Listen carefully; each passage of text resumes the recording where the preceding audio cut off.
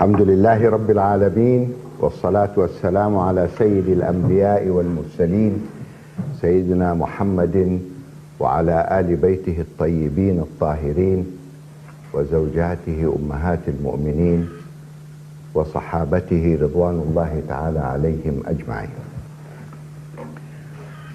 Ladies and gentlemen,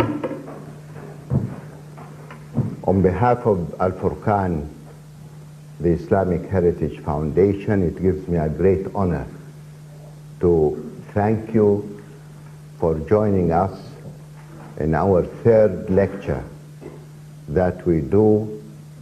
The first one started with the great lady, Professor Anne-Marie Schimmel, and the second one was with the great professor, Professor Yusuf Ibish.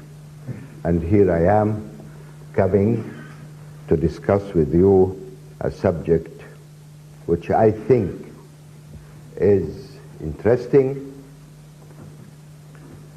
probably important, sometimes very important, and at times it touches deeply the hearts of some of us. And on behalf of the Al-Furqan, I would like to thank SOAS for making available this beautiful room, which we don't have, unfortunately, in our foundation. As I said, the subject is important, interesting.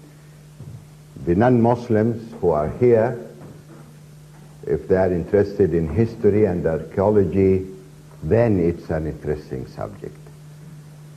For the Muslims, it is important. But if they happen to be from Mecca, for instance,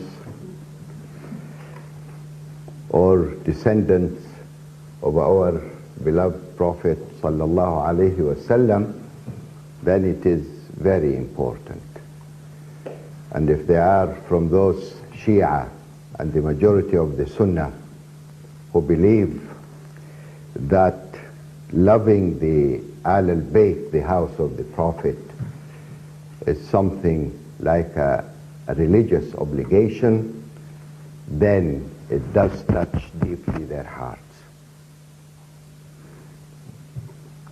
And before really discussing with you the subject as a whole, I want you to just take a look at the discovery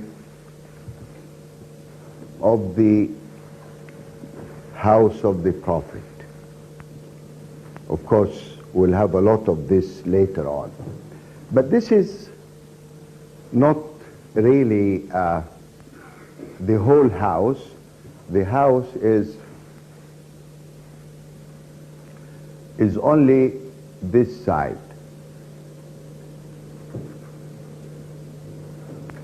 This area is the house of Abu Sufyan, the father of Muawiyah Abu Sufyan, adjacent to this house. And as you see, of course, it's much lower than the ground in Mecca because it's an old building. So you have these stairs which brings you down. And this is a room which is for guests. They call it Hujrat al-Wufud, the guest room, that when they come. And then you come to a very small corridor, this one, as you see it. You come to 3 different rooms, 1, 2, and 3. This room is where our Prophet with Sayyidah Khadijah used to live. This room is where all the children were born, including السيدة فاطمة الزهراء, his daughter. Through her, you have now the descendants of the Prophet. And this room is very important.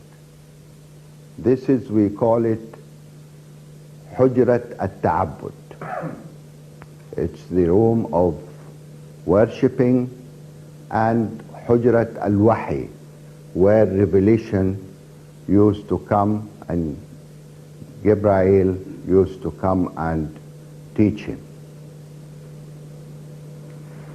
In order to see it clearly, maybe I give another map. This map is not really very accurate. It was done on the description of al-Batnuni,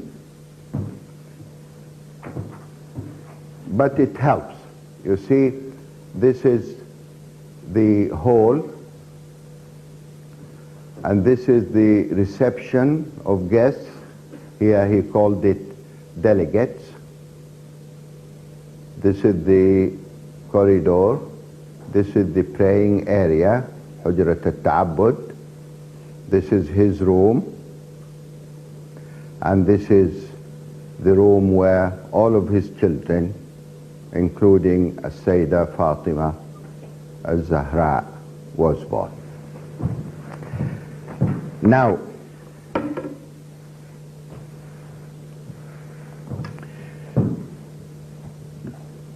before I go into the history and the historical events of this house, I want to give you the references that I used in this very brief studies. I'm not going really to go into so many details because time is limited anyway. But in Arabic literature, I used, of course, Al-Azraqi.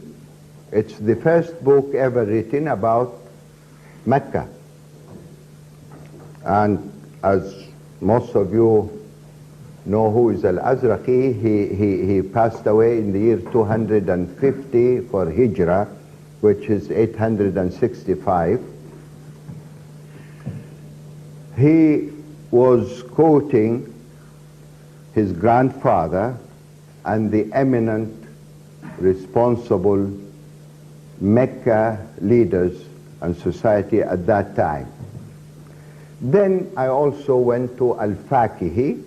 It's the second book known in our history, and he died, passed in the year 272. And then Ibn Jubair was born in 540, and Tabari, who died in 694, and then Al-Fasi, Al-Batnuni in his Rahla Al-Hijaziyya, Mir'at Al-Haramain, Ibrahim Rifat Basha, and finally A'lam Al-Hijaz for Muhammad Ali Maghrabi. Now also I went into some foreign references. The book written by John Lewis Burkhardt, The Travel in Arabia, it was published 1829. And then the personal narratives of pilgrimage to Al-Madinah and Mecca by Richard Burton, 1857. And then the famous book by the famous scholar, Dutch, Mr. Snok, Christian Snok, and volume 1, it was published in 1888. And then finally, the Holy Cities of Arabia by Eldon Rutter in 1928. These are the references that I used. Now, we go back to the history of the house, as it was spelled out in these references.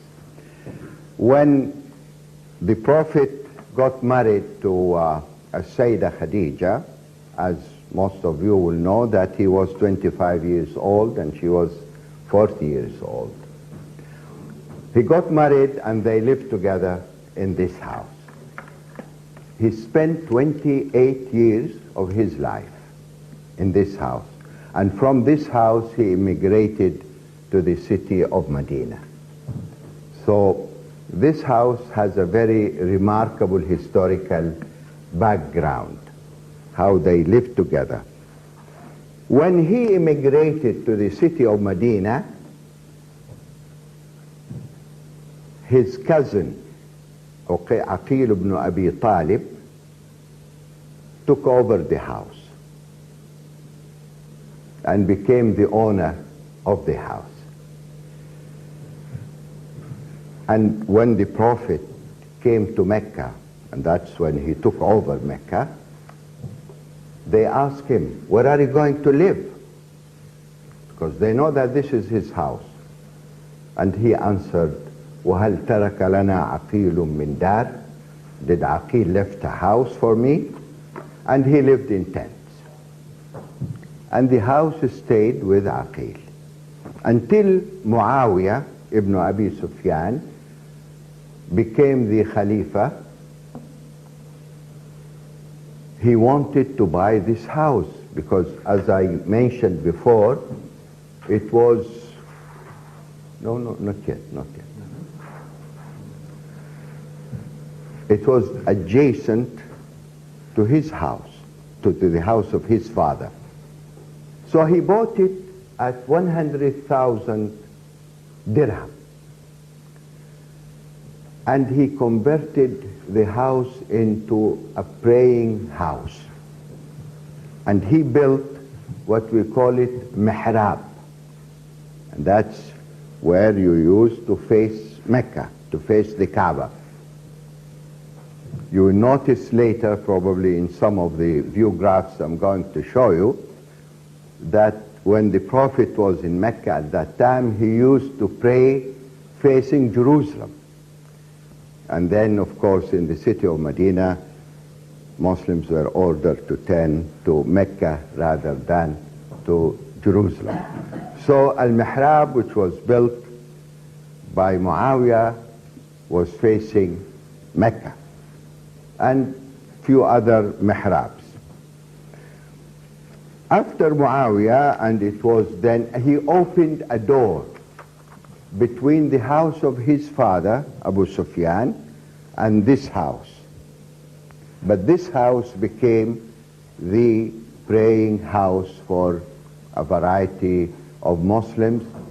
When you read some of those references I mentioned, they considered this house to be the most important place outside the Holy Mosque of Mecca.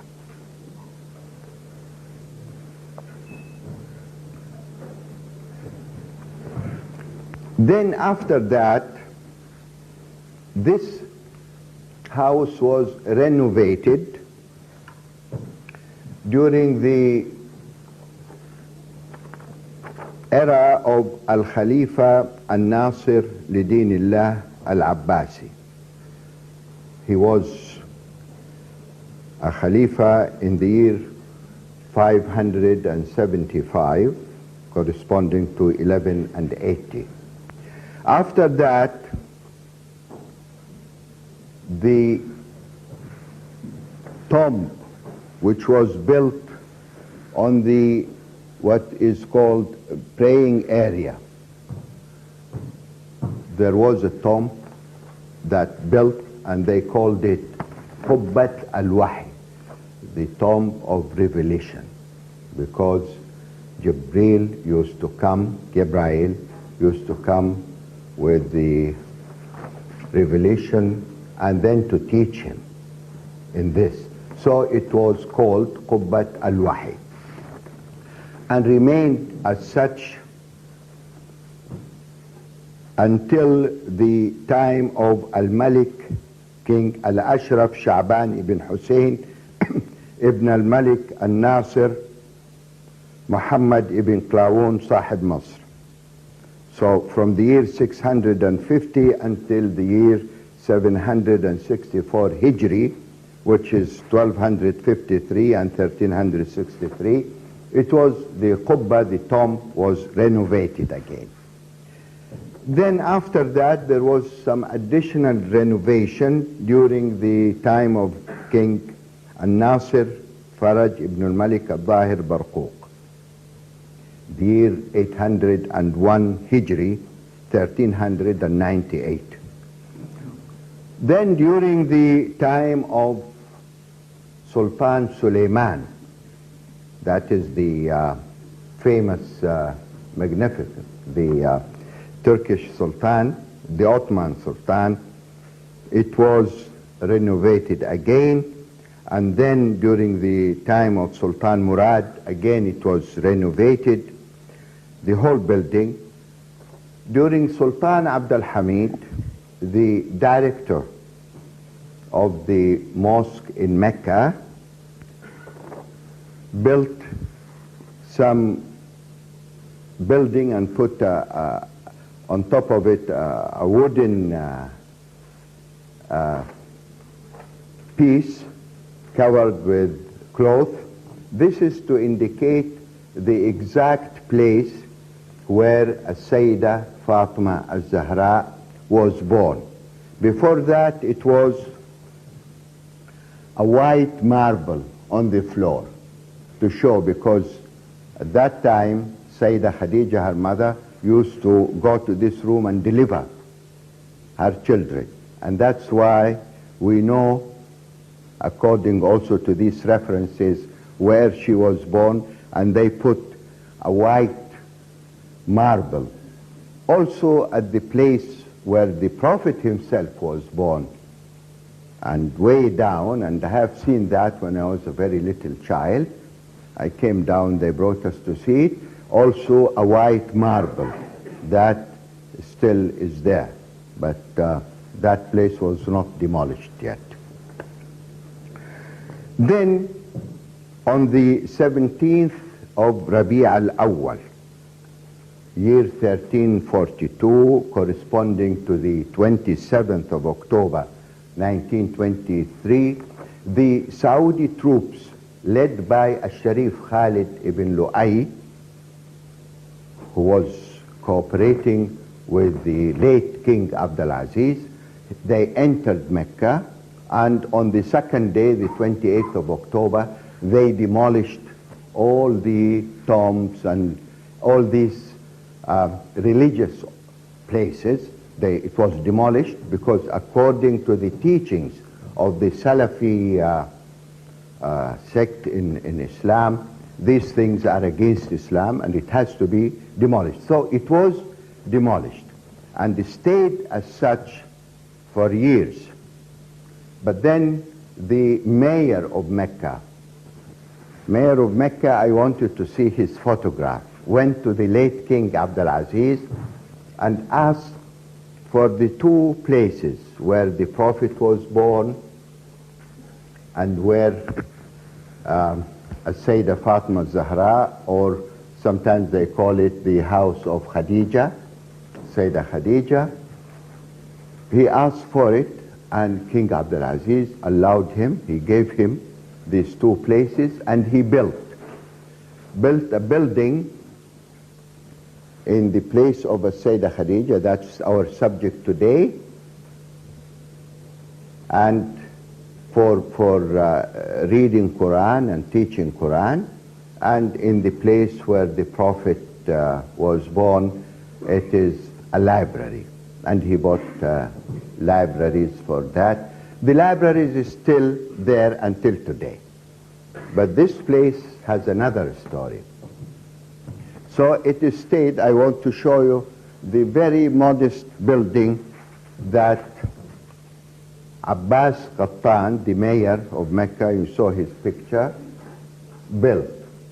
And it was built only to teach people Quran, tahfidh al-Quran, how to recite Quran.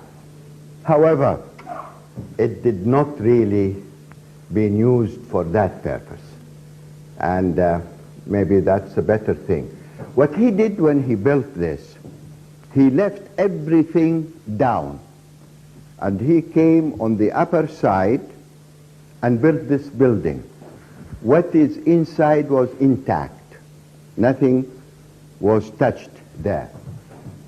And it stayed as such. Then later on,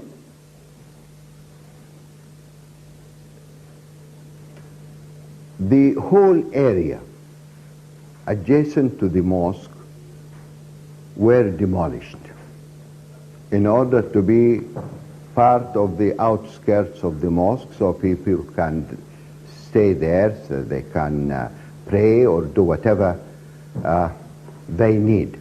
So this house, the upper part, was demolished. But when it was demolished with the crane, they went a little bit deeper, and then the mihrab was seen. So I was privileged to be able to do something in order to really record and register what you will see right now. Before I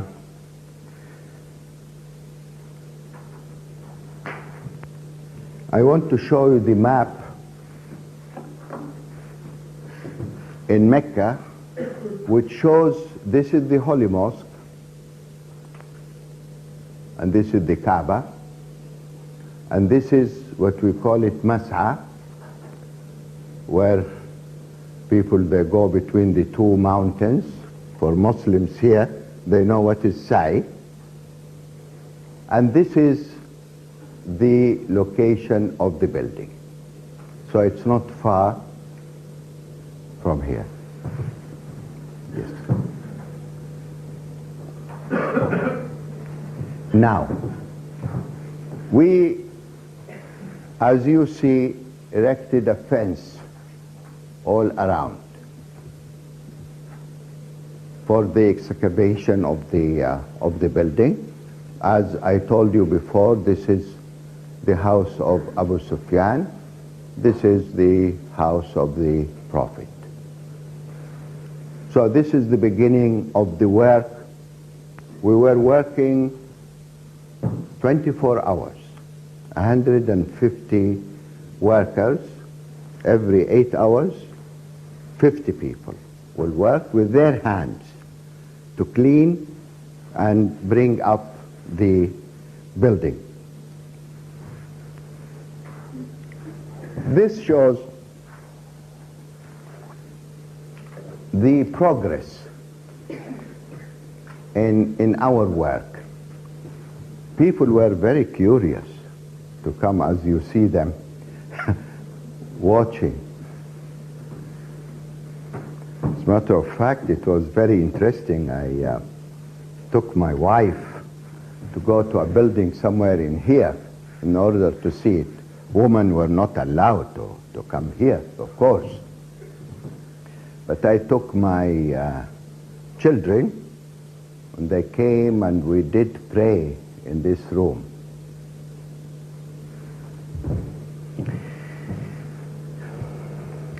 Then I want to show you some additional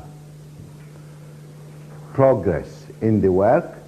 Here you see, of course, the stairs coming down to this hall. This is, as we said, it's the room for guests, Hujrat al-Wufud. And here, where the Prophet and his wife, Sayyida Khadijah, used to live. This is the prayer room, or Hujrat al-Wahi. And this is the room where the children of our Prophet were born. One thing interesting, you see this area, the small area, was like a storage, because Sayyida Khadijah was a merchant. I mean, she used to sent people up to the north, to Gaza and the area of Palestine, and sell some merchandises and goods that they buy from the Yemeni coast from the Indians, and they sell it to the Europeans. That is, as a matter of fact, how she was interested in the Prophet, because he took for the first time what she has. And this was just before he became 25 years old, and he went and he came back with a very unusual Prophet. It wasn't known before, and that's why she even proposed to marry him, and they got married and lived in this house. So this is the room where she used to store the goods that she has to be sold. When it comes from the Yemeni place to go up to the north, it is stored in here, and then someone else, of course, other than the Prophet himself, used to do this. And then we continued working in cleaning the area and bringing the exact house. Here, you see, this is what we call it, Hujrat al-Wufud, the guest room. And here, I did this so you can understand. So this room is here. And here you can see al-Mihrab, which was built. This is al-Mihrab, which was built.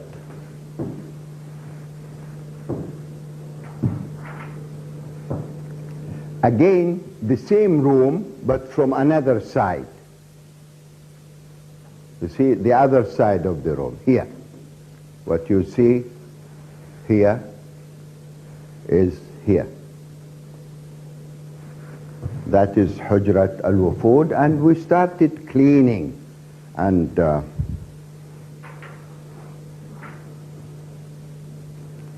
this is an important place, because this is Hujrat al-Ta'abbud. This is where the Prophet used to worship and to receive Jibreel or Jibrail, who will teach him the Quran and stay with him and educate him. And this is the place he used to sit. Jerusalem is this side. You see, Al-Mihrab was then built to face Mecca, which is not the same direction. But this place, he used to sit here and pray this side. And of course, in these reference books, I mentioned all these things are spelled out. I mean, I'm just giving you a resume of what we did and studied. Another view graph to give you more details of the place where he used to sit. See? And those who renovated the place from the very beginning, and that's during the time of Muawiyah ibn Abi Sufyan, they put these indications so everything is known in place.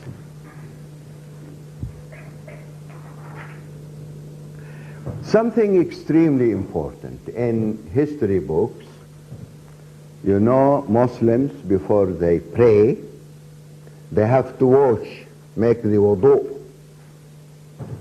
And you need a container for the water. We found the container that the Prophet used to put the water in it and make the wudu from it. This is the container. Of course, it's a little bit broken by age, but this is it.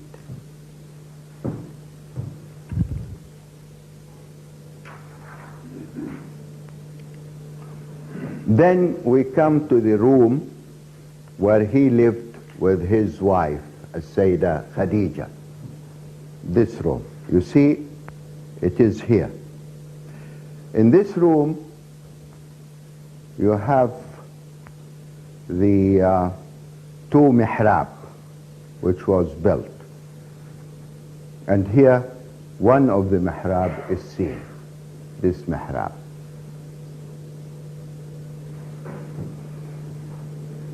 Another view graph to see the other mihrab. We saw in the previous view graph this mihrab. Now we see the other mihrab.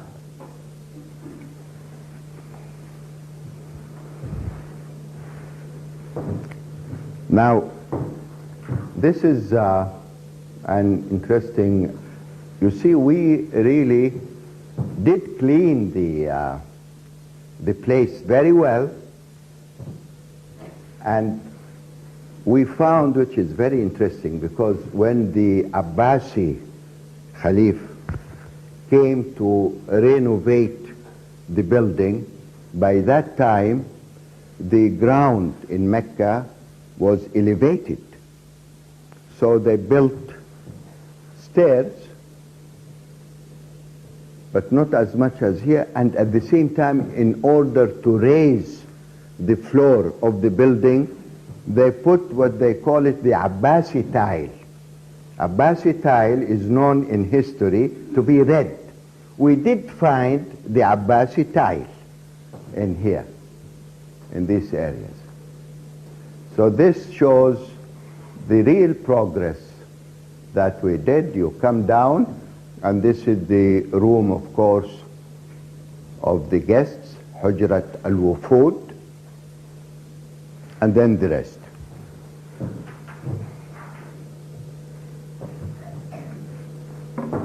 This one, when we were working, shows the room where the children of the Prophet were born, and where السيدة Fatima al-Zahra was born, in this room. This is in the beginning. The room was cleaned thereafter, but this was, and you see here it shows with the arrow to the room.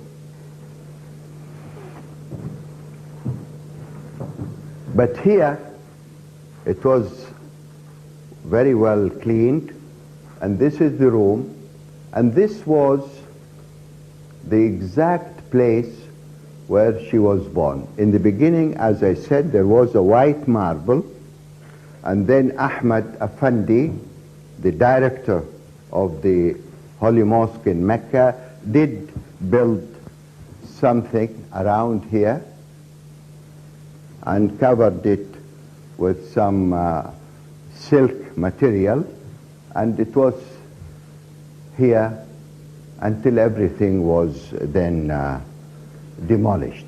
But this is the exact place where she was born, and probably the other sisters, and Al-Qasim, one of the children, but of course they all died, but some of the sisters lived, and they went to Medina, and they married, as you know, to Uthman ibn Affan, who married one after the other when the first one died. That's why they call him Dhun Nurayn.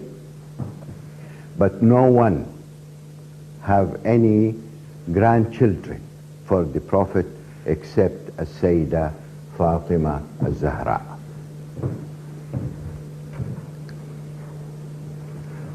This shows the corridor which leads, this one, this is the corridor, which leads to the three rooms. Of course, Hujrat al-Ta'abbud, this is the corridor, what you see here. It goes to the Hujrat al-Ta'abbud and to the room where the Prophet lived with his wife for 28 years. And this is where the children were born and lived.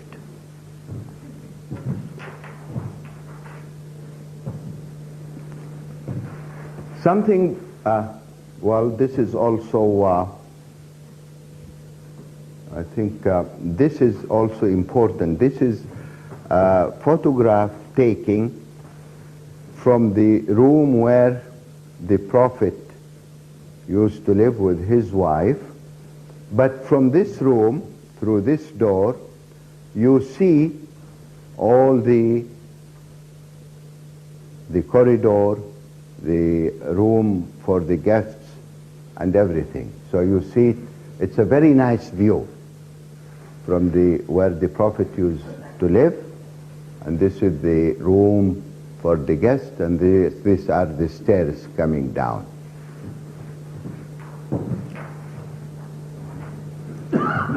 This is something very important. السيدة فاطمة الزهراء used to work in the house, and she used to grind wheat, and she had a mill, and that mill is known also in history. So this is one of the photographs which the internal side of the mill. Of course the mill was broken, but there is another part for it here, like this. But that's the internal part of the mill. Another view graph will show you the external part of the mill.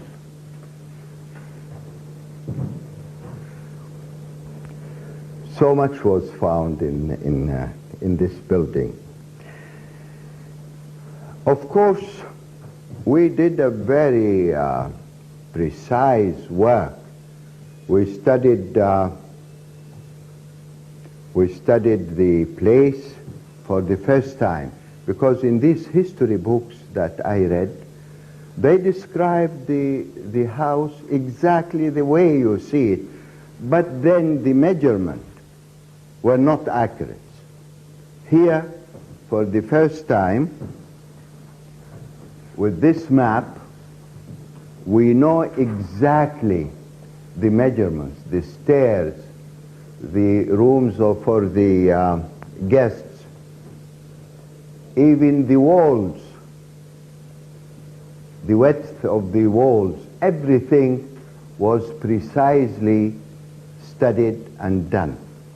This map is very important. It's the result of some real work to do it. It wasn't done in a matter of hours or so.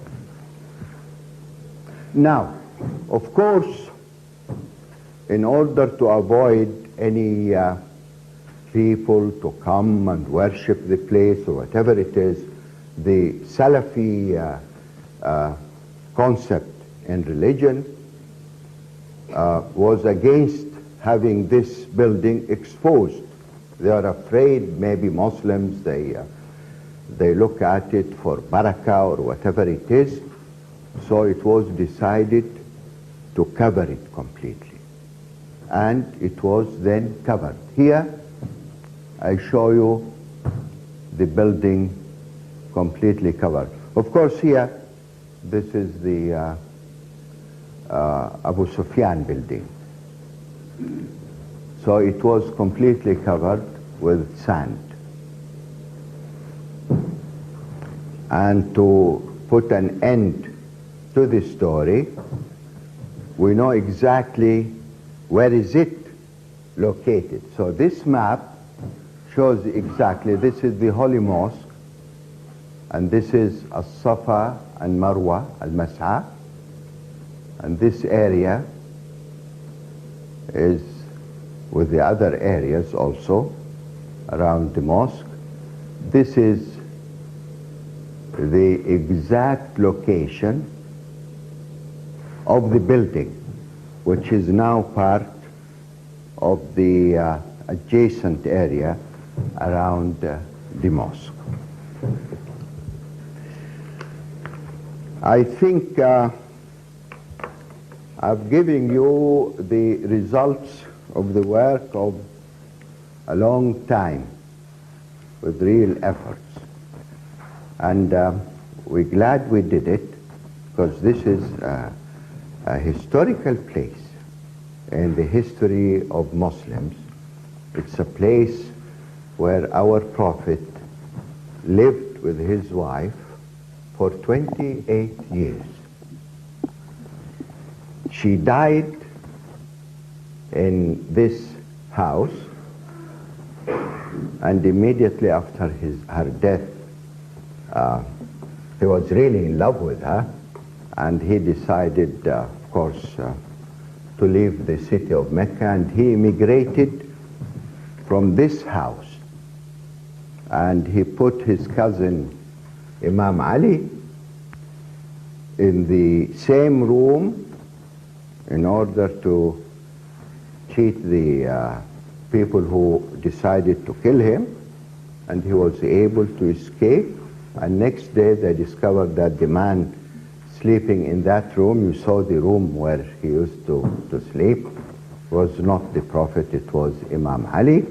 So he immigrated also from this house.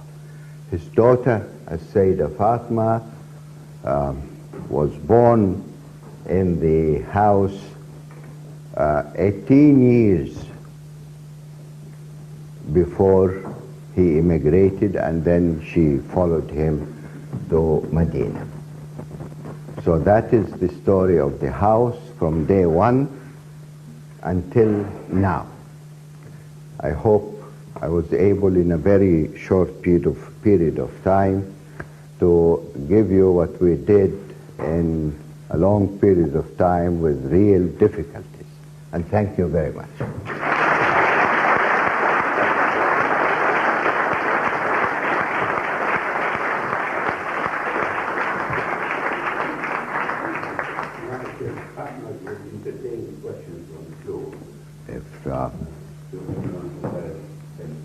Historical questions, not religious.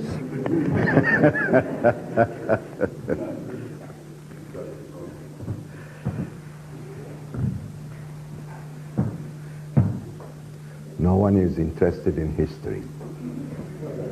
Go there. Sir, may I hear your name? My name is Sultan Nasser bin Qalawun. I made the Sultan now. I got the impression that the foundation, the Furqan Foundation, was involved in renovating the house. No. Or Mecca municipal. No. Al-Furqan had nothing to do. What are the projects for, details of the project? Thank you very much.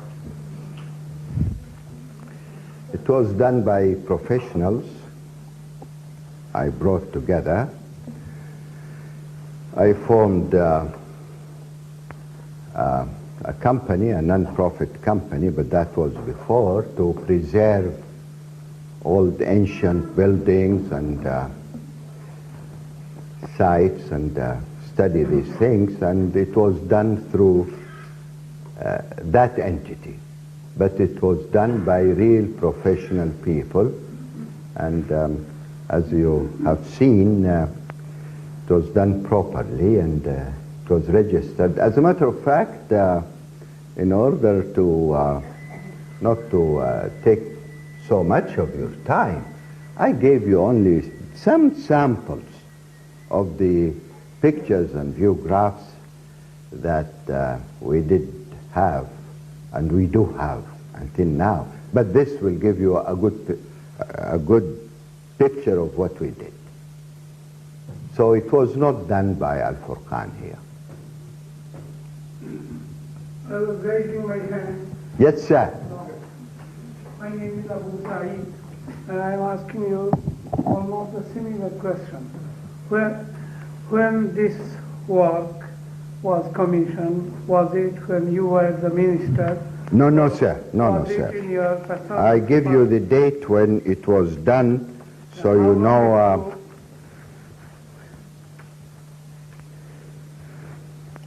You see, we did it in the year 14 and 10 Hijri, which is 1989. With permission from the 89. government. I left government the end of 86. So it was years after I left government. So, how long it took you? How long To do this? to do this excavation, then cleaning the building, taking the photographs and everything? Well, it's almost 3 weeks, 3 weeks. 20 days. I mean, day and night. I want you to know, it was day and night. Smaller question is, the house of Prophet is in the area which is called Gaza? No. Gaza is way up. You're familiar with Mecca? Yes. Very good. Not as... Are you familiar with old Mecca? Yes. Good. Make it easier for me. You know, when you come from the Mas'a, the old Mas'a, and you take a right turn, go to a place called Al-Mudda'a. Al-Mudda'a. Okay, Al-Mudda'a, there is a building at that time called Al-Qabban. That is the house of Abu Sufyan. And that building was left because it didn't have any religious significance. I mean, Abu Sufyan was not very much looked up at with the Muslims anyway. So that building, the back of it is the building of the Prophet. But you come to this building from a very narrow street called Zugag al-Hajar. And the building was known in Mecca either Beit Sittana Fatima or Beit Sittana Khadijah. As a matter of fact, it is the house of Khadijah. But because Sayyida Fatima Zahra was born there, so it was also named after Mawlid al-Sayyida Fatima. And it was in a very narrow street. But that is the area. You don't come to the building from Al-Mudda'a. You have to go to the other side. If you know, in the old mosque in Mecca, Bab al-Nabi? Bab al-Nabi. Okay, when you come from the mosque from Bab al-Nabi, because this was the route that our Prophet was taking from that area, and then we call it Zugag al-Hajar. They say that there was a stone who will greet the Prophet in his way, and he will walk just about 50 meters maximum to the house where he lives. That is the house. Does it, you can imagine. Yes. Could you be more articulate? How far it is from the door which is called Bab al-Nabi? Bab al-Nabi. Well, Precisely how many meters it will be? I tell you, if you come from Bab al-Nabi to Zugag al-Hajar, you know Zugag al-Hajar? Okay, Zugag al-Hajar, you go like this, and you go to the left. I should say about 75 meters maximum for that Zugag, and then you come to the building.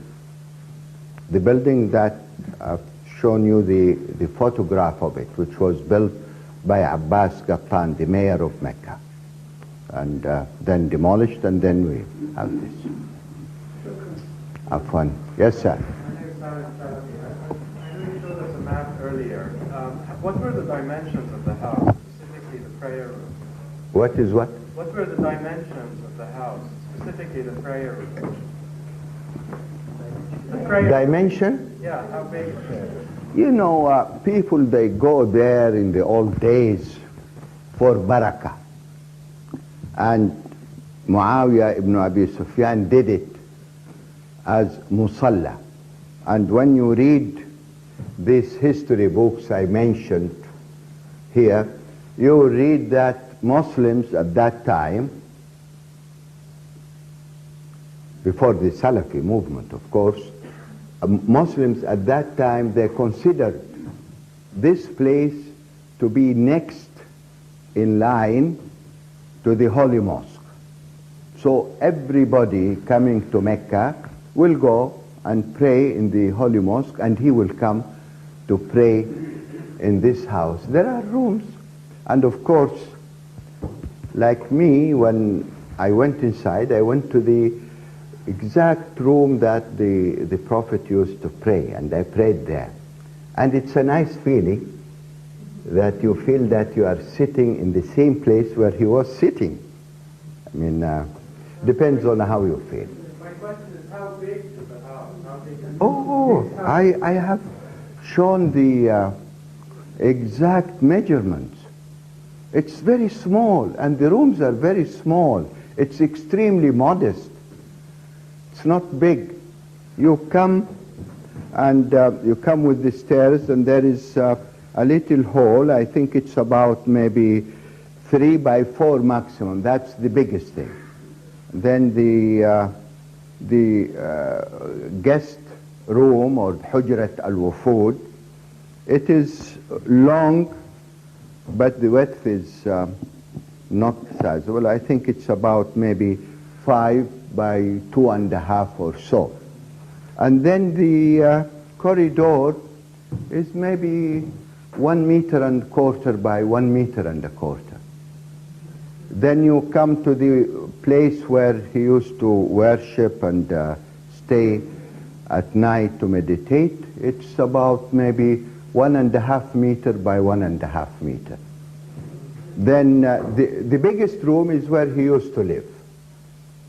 And there it was maybe 4.5 by 4.5, something like this, meters. I'm talking about meters, no yards.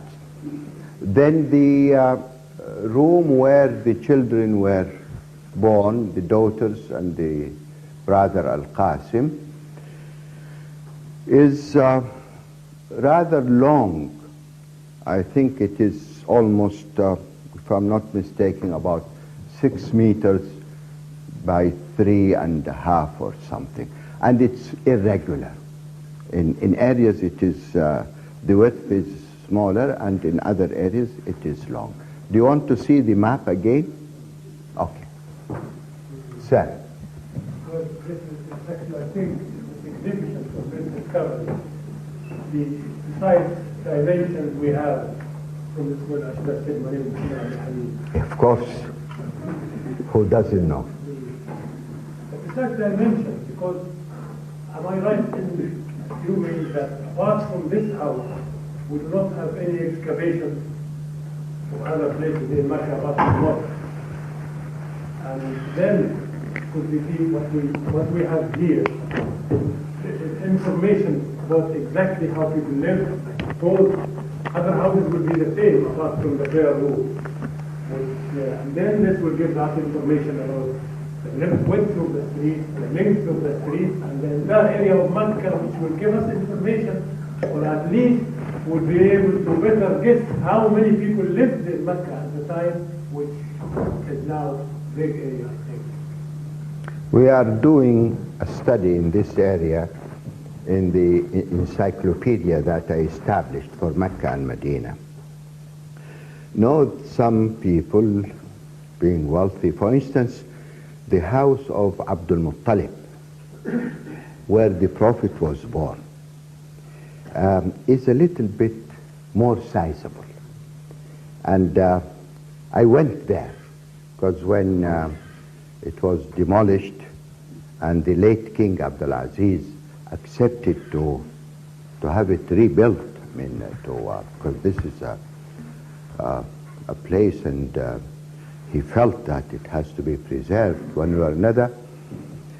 The exact house is down. So I still remember they brought some children from families in Mecca. I was one of them, so that when we grow, we tell our children. That was the idea. And at night, they brought us. I was very sleepy, a child, and I went with a ladder, because they were building, to see the. So I went down. If Did you ever go to the Maktabat Makkah al-Mukarramah? I saw it from outside. Now if you enter, there is a whole big hall, and then there is a room on the right side, and that room is about maybe 4 by 5 at least. So we went with the ladder, and in that room there was a marble on the floor. That's where Sayyida Amina was lying down delivering our Prophet. So it is there until today, but down. However, there are so many houses in Mecca where the upper side is demolished, but when we demolish, the cranes will go down and finish with everything. I know the house of Amr ibn al-As, because in the city of Mecca, the various divisions of the tribe of Quraysh were not always in the same area. It happened that the Prophet lived not in Sha'b Amir, that's the Hashemite area. Hashemite is a little bit there. Until today we call it Sha'b Amir. Most of the Hashemite were living there. The Umayyad, where the beginning of the Umayyad is the house of Abu Sufyan. But then you go and you say that is the Umayyad area. And then you have Bani Makhzum, and then we know it in the old division of the tribes in Mecca. But houses where the house of the Prophet was a very modest one compared to the house of Abdul Muttalib, where the Prophet was. And then just nearby the house of Abu Talib, where Imam Ali was born. That, unfortunately, I didn't see it, and it was demolished. Well, there was a building for a school, and then everything is gone. Yeah. So Mecca was really rich, but it's too late. I think the only 2 houses which remain is this house, and it is preserved because it is there. And the other house is where the Prophet is born. And everything else in that area is demolished. The only house standing, which is a modest building, and it's a library, very important library. Yes. My goodness. I see so many. Yes, sir. I think you started first. You rightly pointed out at the beginning of your lecture how important and significant this find is, and the excavation that should have taken place. But why find it and then have it buried? Could you give us a logical explanation why this should be so? Well, logical, yes. There is a logical explanation, but this is a matter of judgment. I don't want to embark on any religious discussions. They do believe strongly that we have to really to be muwahid, Ahl al-Tawheed. You have to concentrate on Almighty God, nothing else beside Him. And some people, especially non-educated, whatever it is, they might think according to the concept. Now, I'm not advertising for anything or for or against, that this will lead to a deviation from the true religion. But that could apply to the Masjid al-Nabawi in Medina. No. Masjid al-Nabawi in Medina does not apply to it. But if you go to the Masjid al-Nabawi in Medina, you cannot touch it.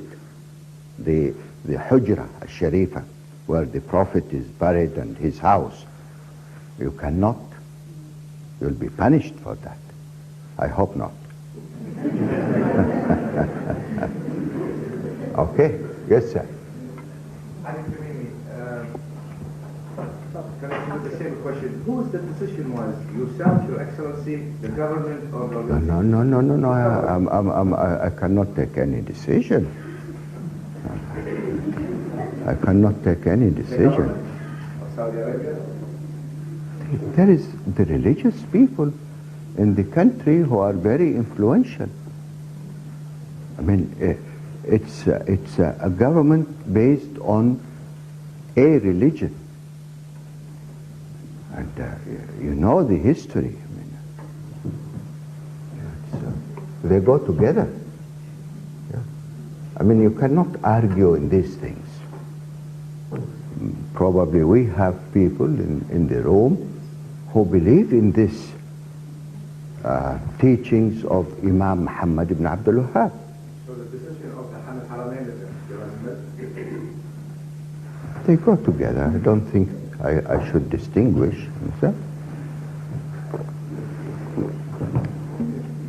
He is responsible to preserve the purity of the religion as it is taught and advocated for by the religious people. Yes? And, well, you have to respect it even if you are against it. I mean, that's up to you, but... Sir? In addition to the traditional association of the site with Khadijah, did you, in your archaeological excavations, find any graffiti, any writing, any... Oh yes, oh yes. Domestic... There are a lot of writings, but those writings were there way after the original house, and I have here a file which shows what kind of writings, and every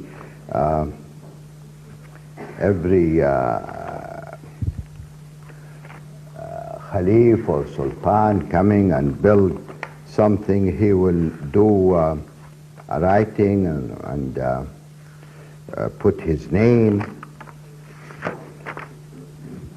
Do you have any writing in the Ismail or the Hijazi from the early period in that region? There's so much, but not in this building.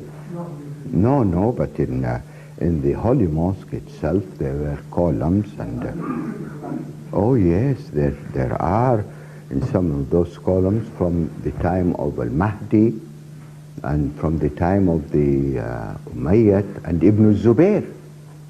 There are, oh yes, in the old mosque. You know, now you have the extension and you have the old mosque, yeah.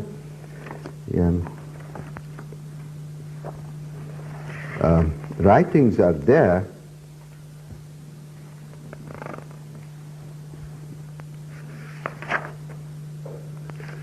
Look, I shouldn't really go into details, but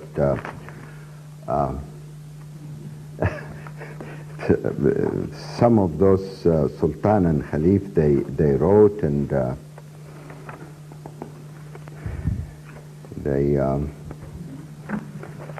they used to believe that whenever you have a problem, I mean, that's in the old days, before the teachings of Imam Muhammad ibn Abdul Wahhab, they used to go and they say that no matter what problem you have, if you go and pray and ask for help, it will be giving to you. This is in history books.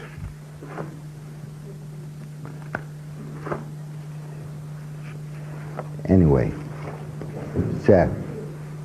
Sayyida Khadija is trading. Yes.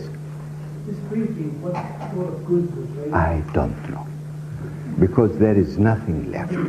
And that part of the house was completely ignored. It was not part of the prayers area. So we don't know. But we know what kind of goods they used to have. This we did study, and we know that they go to the south and buy from the Indians perfume, spices, a variety of items that they buy, and also silk, because the Silk Route was abandoned when Hashim established Mecca as the center of the international trade. Hashim, the grandfather of the Prophet. So we know the items that they buy from the Indians, and then from the Omani and from the Yemenis. And they bring it, and they take few things from the Ethiopians. There was another trade route by sea. They take most of it. The Arabs at that time, they loved perfume. So they keep most of the perfume for themselves, but they go to the north and they sell it to the Europeans. And from there they buy European items. And they used also to like wine that they bring down to Mecca. And then there is some items for the local trade in Ukaz and some for the international trade. And silver also, and gold from the Ethiopians, and they sell to the Persians. It was another fascinating activity, yeah. But she was involved, and the trade system was a very sophisticated trade system that established in Mecca. Sir? Yeah. We know that Saudi Arabia are encouraging excavation in territory, and quite the number of applications have been quite recently. Is any plans or any program to excavate more in Mecca? We do excavation, but not for religious sites. No.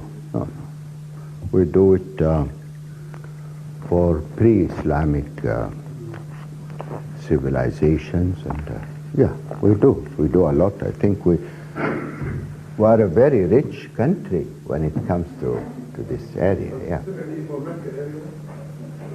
Mm-hmm. No. Mecca area is only religious. No, this will be in Madain Saleh, up in the north, in the central part, in the south. There are so many important areas. The area of Najran, and but Mecca and Medina is excluded. No. You hear it once, forever. It will be buried. Yeah. Yes, lady. Just one question. Usually in excavation, especially domestic houses, one finds objects. Did you find anything? The mill. Only apart from the mill and the basin. The mill and the what is left from the place where Sayyida Fatima was born, that area, there are a few things left. But don't forget that the whole area was buried for long, and so with humidity. It would have been interesting to have found something, because one can There get are. a lot of information on Oh yes, there are some writings, and yes. You know all what I told you about people who renovated.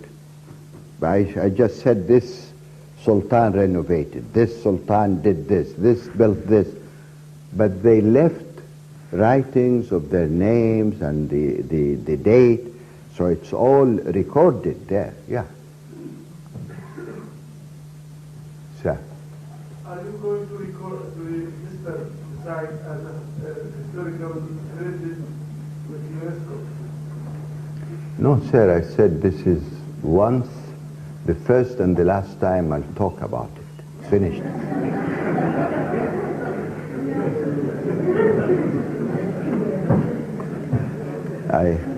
Sir. My name is جميعا. معالي الشيخ أحمد تذكرون وضح لي النقطة اللي بيقول في I'm just wondering what contribution you think this work will add to the great religion of Islam? What? What contribution you want to add to Islam by telling people about the house of the Prophet ﷺ and Khadijah? I mean, is it good you think this will increase the faith and iman of Muslims? No. I'm not. From my point of view, there's something like the act of the Nasara, which is digging for the Isa Islam thing to trace it. Yeah. So I'm just... Well, I'm glad you asked this question, because this will teach them. Will teach them, because some of them now are unhappy. So they know that there are people who believe that this is against Islam, and you are one of them. So I'm glad you asked this question.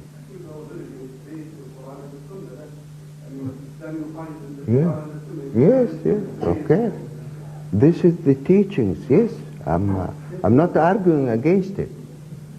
But from a purely historical point of view, this has a significance. Yeah. And of course, not everybody has your opinion, by the way. You don't represent the opinion of the majority. Yeah. Thank you. Thank you. My name is Talal Farah. I assume, Sheikh Ahmed, that Khadijah built the house? I don't know. You don't? No, but we know it used to be called Dar Khuzaymah. So it was a house before? No. Even when she was there, it used to be called Dar Khuzaymah. I don't know why. I couldn't find the... You mentioned that Aqil bin Abi Talib took over the house. Yes, when the Prophet migrated, yes. When you say took over the house by force, confiscated, I really don't know. He's the cousin of the Prophet. Whether he took it as such, because when Sayyidah Khadijah passed away, so the Prophet himself became the owner of the house, alone. And this is his cousin, and he took the house. And when the Prophet came to Mecca, Amal Fath, they thought he might go to the house and live in it, because this was his house. So in a very polite way, he said, وَهَلْ تَرَكَ لَنَا عَقِيلٌ مِّن دَارٍ, that Aqil took this house. It shows that accepted. Yeah, he accepted, and he lived in tents. Yeah.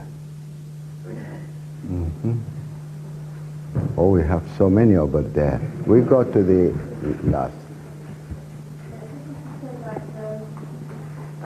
Having been had the opportunity to go to Umrah at the time, I found the real thing that was missing to me was not having a sense of authenticity in the connection to the original time of the Prophet. There's nothing I could outwardly connect. I'm not saying that that's, I know there are various debates about it amongst scholars, but I felt, as well as the fact that we're there to worship Allah, the connectedness to the Prophet in real sense, not even the literal ground that he walked on was possible to do that.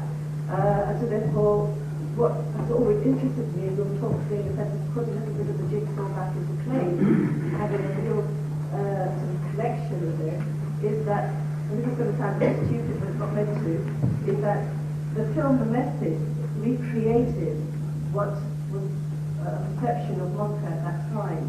Would you say that that created something that was authentic, or would you say that wasn't really like that at all?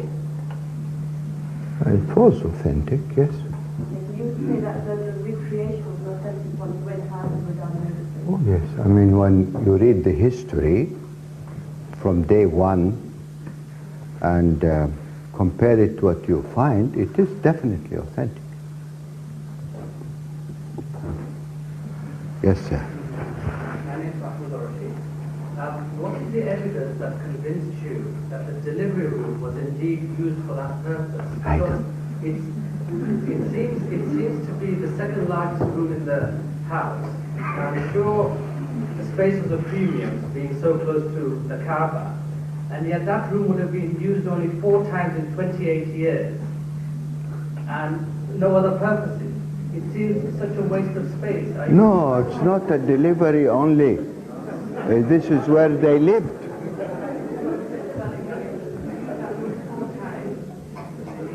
Yeah. Was it normal for an Arab house to have a room dedicated to delivery? No, it wasn't dedicated for delivery. It was the children's room. Yeah, but the mother, instead of delivering in the room where the husband is living, she goes to the other room and delivers there. And that's where the children were living. I mean, where else they used to live there? Yeah. Yeah, okay. Sir, you. Sir.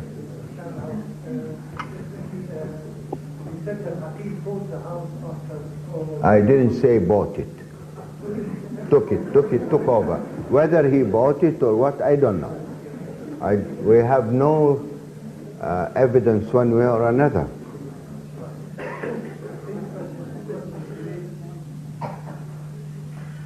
Okay. Related to objects, and you mentioned the milk, etc. To what extent can we relate these things to Prophet ﷺ rather than changes that were produced by Aqil? No, I don't know, but they used to talk about the mill of Sayyidah Fatima. She left it when she went with her husband to Medina. It was left in the house, and when Muawiyah bought it, it was there, and it was kept as part of the... It's a small thing, it's not a big thing. Just like when you buy a house, you put it in a room or you enlarge this or put something, you think that there's radical changes to the house, or that what we've seen in the No, there were changes in the mihrab. Mihrab was, few were built. These are changes in the mihrab. And then the tile, the Abbasi tile, it was also changes to cover the original tile. Yeah. And then the tomb built on top of the worshipping room. They called it Qubbat al-Wahi. Yeah. These are the changes in the house.